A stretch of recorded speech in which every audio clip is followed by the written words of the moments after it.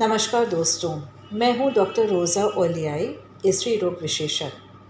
आज एक important topic के साथ मैं आपके साथ डिस्कस करना चाहती हूँ। वो है रिपीटेड अबॉर्शंस। बार बार जब बच्चा गिर जाता है, प्रेगनेंसी कंप्लीट नहीं होता है, तो ये एक तरीके से चुनौती है डॉक्टर के लिए, चैलेंज होता है।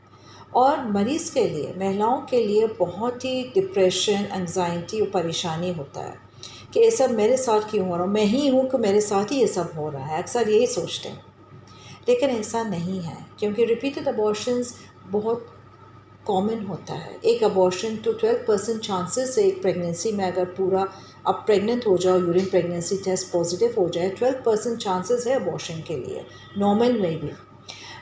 इसके लिए परेशानी की बात नहीं है, क्योंकि रीज़न मालूम होना चाहिए कि क्यों ऐसा हो रहा है। कुछ चीज़ें हमारे हाथ में हैं, कुछ चीज़ें हमारे हाथ में नहीं हैं, और वो अननोन फैक्टर्स होते हैं कि पता नहीं क्यों अबॉर्शन हो रहा है। सब कुछ तो नॉर्मल है। तो अगर हम देखेंगे, उम्र एक बड़ी फैक्टर होता है अबॉर्शन में। एज अगर 33 ईयर्स से ऊपर है, 30 साल के ऊपर, महिलाओं में शक्ति जो ओवरीज में अंडे बनने की होता है बहुत कम होते जाता है। इसीलिए खुद एक कारण होता है कि एक क्वालिटी अच्छा नहीं है, अंडे बनने की क्वालिटी ही नहीं है। तो एक तो हुआ एज फैक्टर। तो कहने की बात यह है कि कोशिश करना चाहिए कि प्रेगनेंसी को शादी के तुरंत बाद होना चाहिए, देर नहीं करना है। दूसरी बात ये होती है कि कई बार वज़न ज़्यादा होता है महिलाओं में। तो अगर वज़न ज़्यादा होती है, बीएमआई ज़्यादा होती है, तो ये अंडे बनने के ऊपर भी हार्मोन्स की इफ़ेक्ट आ जाता है। तो वज़न को कम करना ही चाहिए। कुछ चीज़ें होता है क्रोमोसोमल, ब्लड के अंदर, जो हमारे हाथ में नहीं है, जीन्स के ऊपर। तो ये भी एक वजह है। कुछ बीमारियों की वजह से भी ऐसा हो सकता है, जैसे डायबिटीज़ अगर अनकंट्रोल्ड है और शख्स को, वो पेशेंट को पता ही नहीं चलता है कि मेरा डायबिटीज़ भी है, तो अबॉर्शन होता है।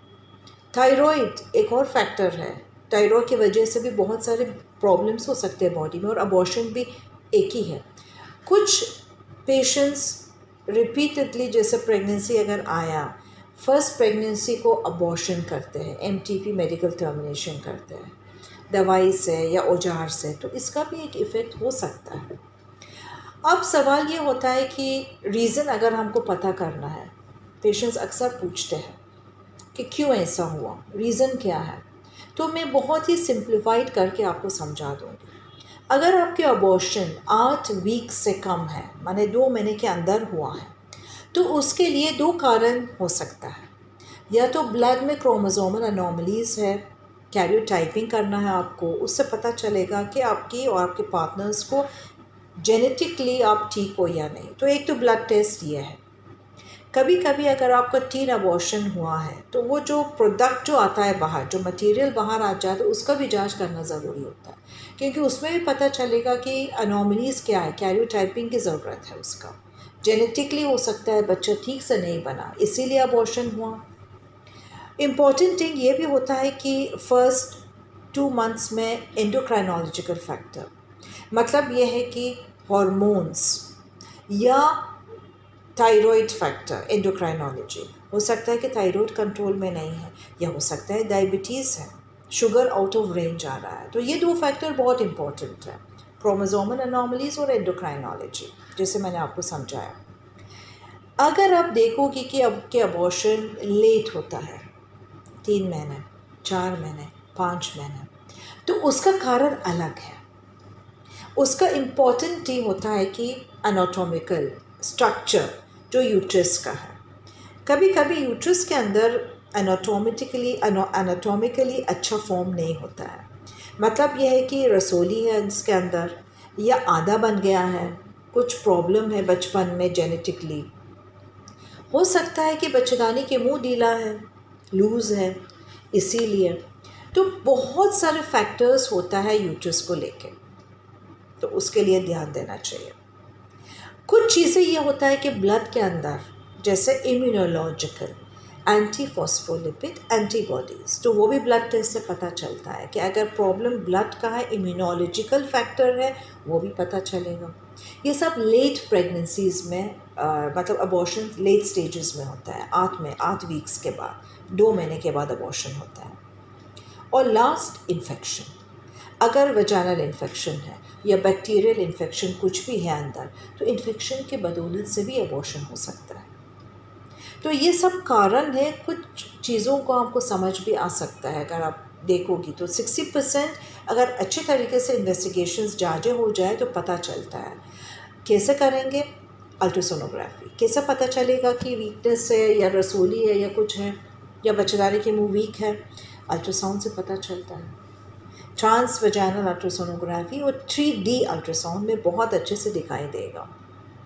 ब्लड टेस्ट, जैसे मैंने कहा, थायराइड टेस्ट करिए, आप डायबिटीज़ का करवा दीजिए, डॉक्टर के पास जाइए। इम्यूनोलॉजिकल टेस्ट हो जाता है, बहुत सारे टेस्ट से जो जानकारी आपको मिल जाएगा और उसका इलाज भी तरीके से होता है। बट इम्पॉर्टेंट थिंग ये भी है कि आपके अगर हाँ वज़न ज़्यादा है, कंट्रोल करना है डाइट से, वज़न तो कम करना ही पड़ेगा, क्योंकि अगर सब कुछ अच्छा है, वज़न ही ज़्यादा है तो क्या फ़ायदा? वही खुद एक कारण हो सकता है। Lifestyle modification, diet, vegetarian, vegetables जो सीजनल है, फल फ्रूट्स वगैरह आपको लेना चाहिए, और exercise, walking, brisk walking. Gym नहीं जा सकते हो आप तो ब्रिस्क वॉकिंग आप करो वज़न कम करने के लिए। फॉलिक एसिड बहुत इंपॉर्टेंट है, तो उसको भी लेना चाहिए बिफोर प्रेगनेंसी। 3 महीने बिफोर प्रेगनेंसी आपको फॉलिक एसिड लेना ही पड़ेगा। और इम्पॉर्टेंट फैक्टर ये होता है कि mind, mental stress, tension, anxiety नहीं होना चाहिए। तो इस तरीके से आपको एक सपोर्ट ग्रुप है ओलिया हॉस्पिटल में, तो आप ज्वाइन कर सकते हो। सपोर्ट ग्रुप में बहुत सारी महिलाएं हैं जिनके अबॉर्शन बार बार हो रहे हैं, सब इकट्ठे होकर बातें करते हैं, अपने डिस्ट्रेस को शेयर करते हैं। तो एक तरीके से मेंटली एक टेक्निक होता है जिसको कहते हैं सपोर्ट ग्रुप के, या आप सोचोगे कि आप अकेले नहीं हो, और भी लोग हैं, और एक तरीके से हर एक का तजुर्बा, एक्सपीरियंस आपके काम में आएगा। सो लर्निंग बहुत इम्पॉर्टेंट होता है, भरोसा कर लीजिए। प्रार्थना, meditation, yoga most important factor होता है एक हेल्दी बॉडी के लिए। तो वीडियोस को आप सब्सक्राइब कर लीजिए, चैनल को like and share, and wish you all the best. Thank you so much.